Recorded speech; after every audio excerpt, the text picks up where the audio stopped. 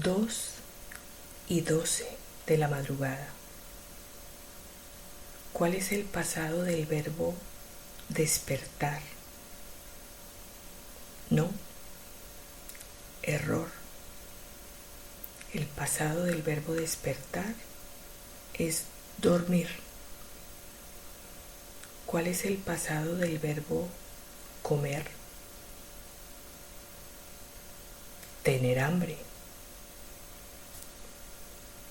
Y el pasado del verbo prender es apagar. Lo que ahora tenemos que prender, lo prendemos porque antes estaba apagado.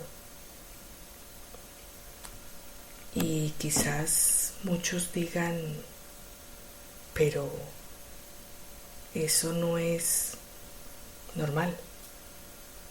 Así no se habla. Claro, pero es que no estoy refiriéndome a hablar simplemente. Estoy refiriéndome a la coherencia en el pensamiento. Los tiempos verbales son conjugaciones de acciones, son un código para que todos nos entendamos en la misma lengua. Pero el caso es, ¿todos nos entendemos en la misma forma de pensar? Y si no es en la misma, ¿nos entendemos con coherencia? ¿Por la misma coherencia de nuestros pensamientos? O en otras palabras, ¿sabemos pensar? Todo se reduce a eso. Quizás sabemos hablar, pero no sabemos pensar. En el colegio nos enseñaron bien, nos enseñaron a hablar con corrección, pero creo que nunca nos enseñaron a pensar coherentemente.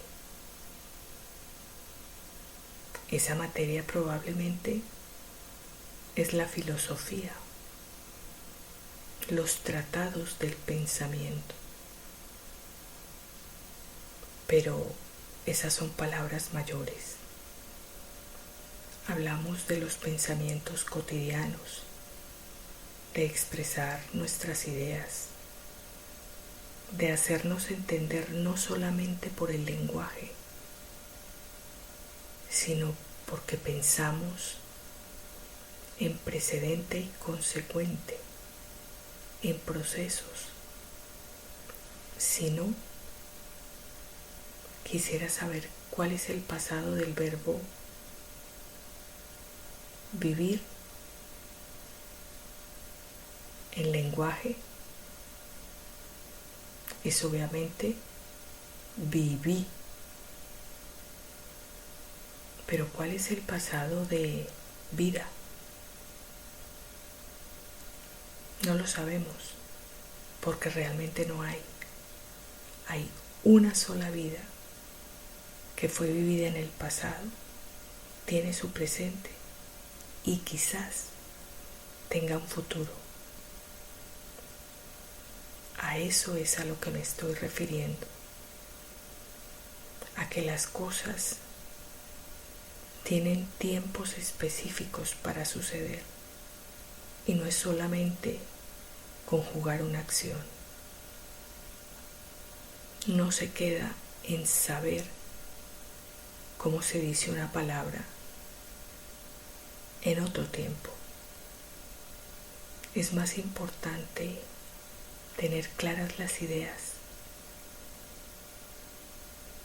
tener un pensamiento completo, saber qué vamos a decir. Es importante el cómo y es importante que sea correcto, pero el pasado de hablar es pensar. Piensa antes de hablar, dice el refrán. Así es que creo que antes de conjugar un verbo en pasado, deberíamos ver o deberíamos saber cuál fue la acción que lo precedió. Y si partimos de una cosa tan sencilla como las oraciones que empleamos de manera cotidiana,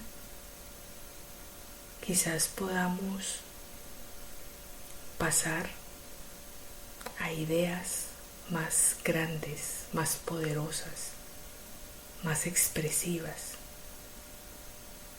y que abarquen toda posibilidad.